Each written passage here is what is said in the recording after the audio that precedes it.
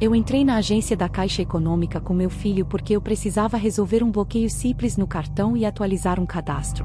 Parecia coisa rápida, mas para nós nada é rápido quando envolve fila, luz forte e gente impaciente. Do lado de fora, o calor fazia o asfalto subir cheiro quente. Do lado de dentro, o ar-condicionado jogava um frio seco no rosto. A porta giratória apitou 2 vezes, e o som agudo fez meu filho contrair o pescoço e começar a bater os dedos na minha mão, um gesto pequeno de autorregulação. Eu peguei senha e procurei um canto menos exposto. O painel de chamadas piscava, um bip repetia números, e o salão tinha aquele ruído contínuo de conversa, tosse e celular tocando. Meu filho ficou ao meu lado, balançando o corpo de leve e olhando para o chão, tentando se organizar. Eu já tinha o cartão explicativo na bolsa, os fones abafadores e uma garrafa de água, mas, mesmo preparada, eu sabia que bastava uma pessoa decidir que ele incomoda para o ambiente virar hostil. Quando chamaram nossa senha, eu respirei fundo e avancei até o guichê, tentando manter a voz firme e o corpo calmo para que ele se sentisse seguro. Eu reparava no barulho das teclas do computador, no estalo do carimbo, no rangido das cadeiras de metal, e em como tudo isso se repetia como um relógio que nunca para. Eu repetia mentalmente que eu estava ali por uma necessidade prática, não por um capricho, e que eu não devia desculpas por tentar resolver nossa vida. Eu via cartazes de campanhas e avisos sobre aplicativo, senha e atendimento, e aquilo me lembrava como a Caixa Econômica virou assunto constante na vida de quem depende de benefícios e contas básicas. As pessoas ao redor pareciam ter esquecido que um banco é um lugar de serviço, não um tribunal, e mesmo assim eu sentia como se estivesse sendo avaliada o tempo todo. A tela do painel piscava e fazia um reflexo que cortava o olhar, e eu tentei posicionar meu filho de modo que ele não encarasse aquele brilho direto. A atendente nem levantou os olhos quando eu cumprimentei. Ela pegou meus documentos com pressa, como quem já estava irritada antes de eu chegar, e falou num tom curto que eu precisava resolver pelo aplicativo. Eu expliquei que já tinha tentado e que o sistema pedia validação presencial. Meu filho, ao meu lado, soltou um zumbido baixo, e a atendente fez uma careta imediata, como se aquele som fosse uma afronta. Ela disse alto: "Senhora, controle ele, tem gente esperando." O homem atrás de mim riu e comentou que agora tudo é autismo, e uma senhora reclamou que banco não é lugar para criança. Eu respondi com calma: "Ele é autista e esse som é para ele se acalmar, não é provocação." A atendente revirou os olhos e disse que eu estava usando isso como desculpa, e pediu que eu saísse do guichê para não atrapalhar a fila. Eu senti a humilhação subir como calor no rosto. O segurança se aproximou, não para pedir respeito aos outros, mas para me orientar a levar a criança lá fora. Meu filho percebeu a tensão e apertou minha manga, respirando curto, tentando ficar pequeno. A forma como eles me olharam não era de serviço, era de desprezo, como se eu tivesse levado um problema para dentro da agência. Eu ainda precisava resolver a conta, mas, naquele instante, parecia que eu precisava primeiro provar que meu filho tinha o direito de estar ali. Eu me obrigava a falar devagar, porque minha pressa sempre piora a ansiedade dele, e eu não queria que o corpo dele interpretasse aquela fila como uma ameaça. Cada vez que alguém levantava a voz, meu filho encolhia os ombros, e eu via o esforço dele para permanecer ali sem se despedaçar. O cheiro de álcool em gel misturado com papel velho e perfume forte me dava uma leve náusea, e eu respirava pela boca para não piorar. As pessoas ao redor pareciam ter esquecido que um banco é um lugar de serviço, não um tribunal. E mesmo assim eu sentia como se estivesse sendo avaliada o tempo todo. Eu tentei pedir que a conversa baixasse de tom, porque meu filho estava no limite, mas a atendente insistiu em falar para a sala inteira ouvir. Foi quando meu filho fez algo que ele só faz quando percebe que eu estou desmoronando por dentro. Ele puxou da minha bolsa um papel dobrado que eu sempre carrego. Eu nunca tinha ensinado ele a usar aquilo em público. Ele apenas me viu usando em consultas e reuniões e entendeu, do jeito dele, que papel às vezes fala quando a gente não consegue. Ele estendeu o papel para a atendente com as 2 mãos, sem olhar nos olhos, num gesto inocente, quase educado demais para um ambiente tão duro.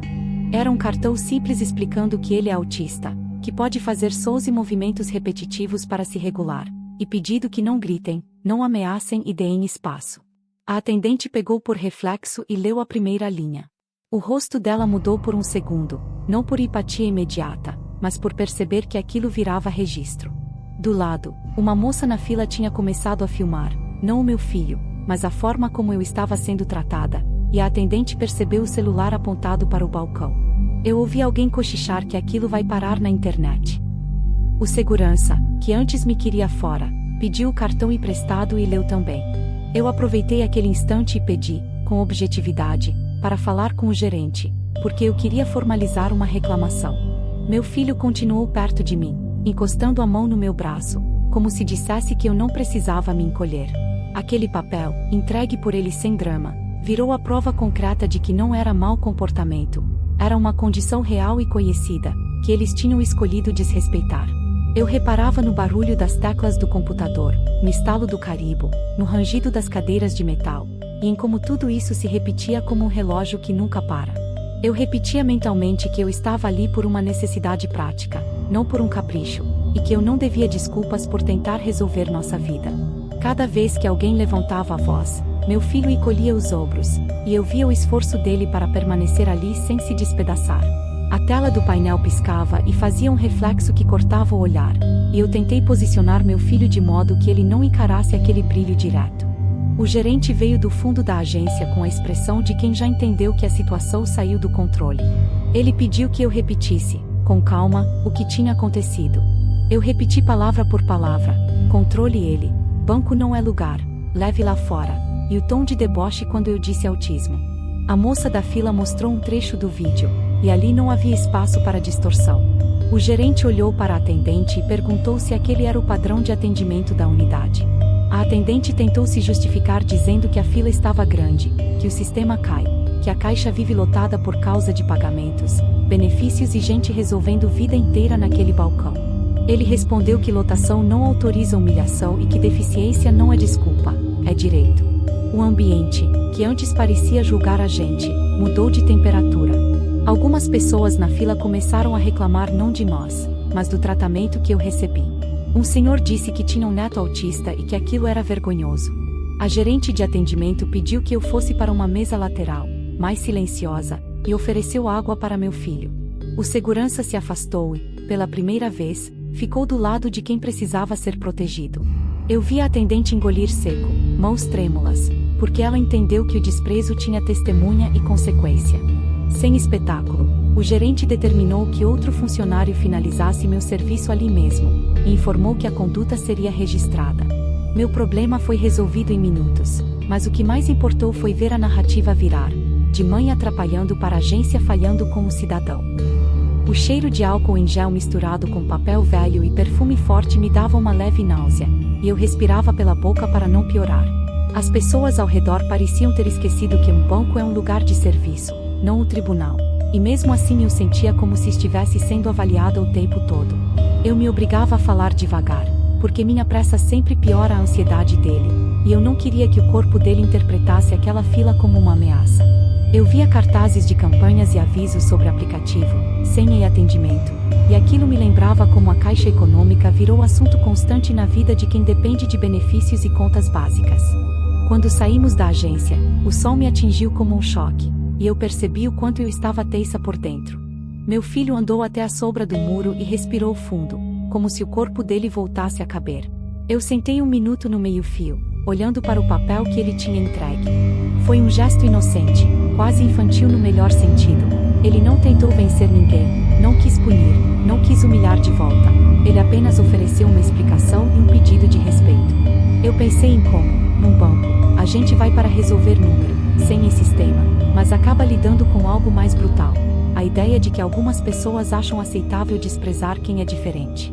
Naquele dia, a prova concreta não foi um laudo na minha bolsa, foi o modo como ele colocou o papel na mão da atendente e me olhou, esperando que eu ficasse de pé.